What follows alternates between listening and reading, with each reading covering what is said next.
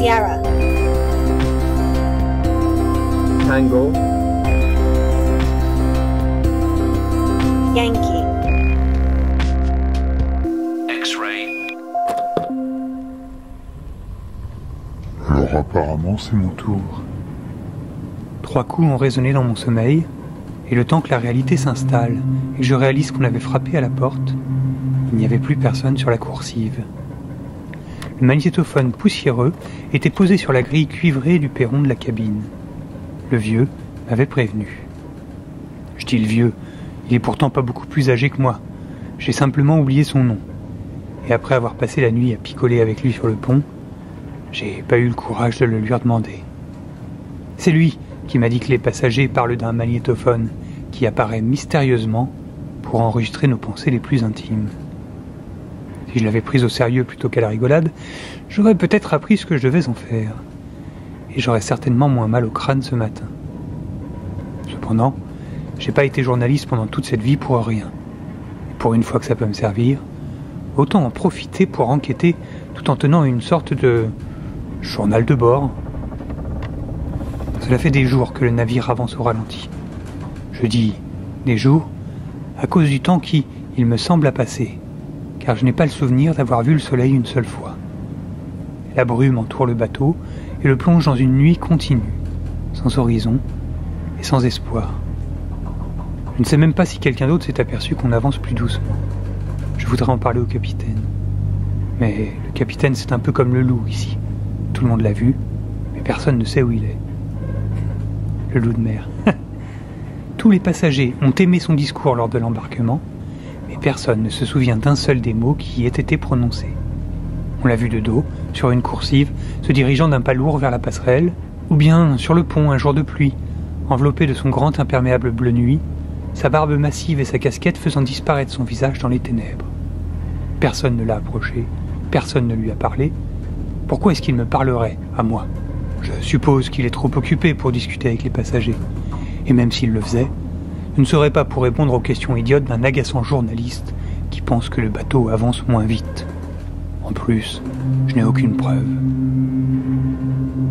La seule chose qui me fait penser qu'on a ralenti, ce sont les nausées qui me reviennent. Je sens le bateau bouger dans les 4 dimensions. En me basant sur mes piètres connaissances sur les navires de croisière, j'en suis venu à imaginer qu'en ralentissant la vitesse du bateau, les stabilisateurs n'arrivaient pas à en compenser le roulis et le tangage. En tout cas, ils sont de plus en plus forts, si j'en crois mon oreille interne. Ah, petit-déj.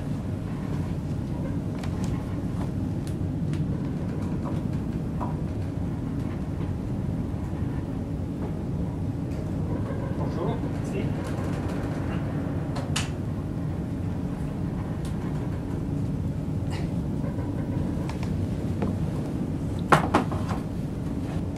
Comme chaque matin, le petit déjeuner est apporté par un marin en bâchi.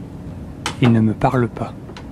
Le regard dans le vide, il me tend un plateau sur lequel sont posés un thermos de café et 2 tartines, puis il repart en dodelinant vers son chariot, où j'imagine qu'il prendra le plateau suivant, apporté à la cabine voisine.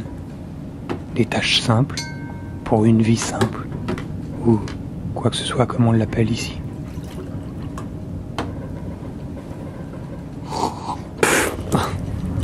L'odeur du café m'écœure encore ce matin. Une simple gorgée me fait ressentir le roulis encore plus fort. C'est comme si je devais forcer sur les jambes pour rester en équilibre tellement je sens le navire secouer de bâbord à tribord. Oh, juste de dire ces mots. Bâbord, tribord. Je me rends encore plus malade. Je dois sortir à l'air libre, respirer, je dois y retourner.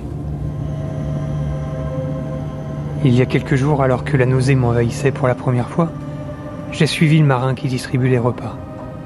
Il a ouvert une écoutille et y a disparu. Quand je l'ai ouverte à mon tour, elle était vide et une longue échelle s'enfonçait dans les entrailles du navire. Malgré les consignes strictes qui sont affichées sur les murs de ma cabine, je l'ai empruntée. Pour chaque échelon que je descendais, la nausée semblait s'évaporer un peu plus. Je dois y retourner. Je sors sur la coursive extérieure qui surplombe l'océan. Les embruns qui me calmaient il y a peu ne font plus que m'agresser de leur humidité moite. J'accélère le pas et essaie d'être aussi discret qu'on peut l'être lorsque l'on se trimballe un enregistreur de 3 kilos sous le bras. Une jeune femme, que j'ai déjà croisée il y a quelques jours, m'observe depuis un transat. J'ai l'impression qu'elle a vu le magnétophone. Elle semble vouloir s'adresser à moi. Une cloche résonne plus loin sur le navire. Elle hésite, attrape son sac, se lève, puis s'éloigne dans la direction du bruit. J'aurais aimé lui parler. Bon, voilà l'écoutille interdite. La dernière fois, je ne suis descendu que de quelques mètres. Mais aujourd'hui, je compte bien essayer d'atteindre les lueurs qui brillaient en contrebas. J'ai toujours été malade pendant les voyages. Toujours. Ça me rappelle cette fois où j'étais allé chez ce nouveau docteur pour en parler. Arrivé au cabinet, une jeune femme m'accueille. Je lui dis « Bonjour, docteur, j'ai mal au cœur ». Elle me répond « Je suis pas le docteur, je suis sa secrétaire. Mais le docteur va arriver ». J'étais sorti de mes gonds. Sa secrétaire.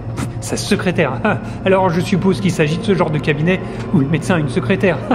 J'avais tout envoyé valser, tiens. Les papiers sur son bureau, les ordonnances, les... Je m'énerve. Pardon, je m'énerve. C'est à double tranchant. Plus je m'enfonce dans les profondeurs du navire, plus la nausée diminue, oui, mais plus les souvenirs reviennent. Et la culpabilité me ronge. Je me rappelle ce que je fais ici et pourquoi je suis là. J'ai pas envie de parler de ça. Pas aujourd'hui. Plus tard, si le magnétophone me revient. Je continue ma longue descente. Je ne sais plus si cela fait quelques minutes ou plusieurs heures que les barreaux de l'échelle sont devenus de courtes marches métalliques qui continuent à plonger vers le bruit des machines. C'est à la fois assourdissant et reposant.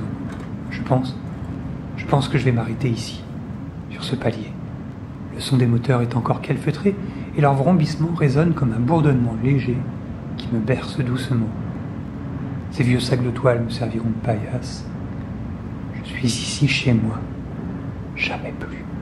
Je ne veux remonter.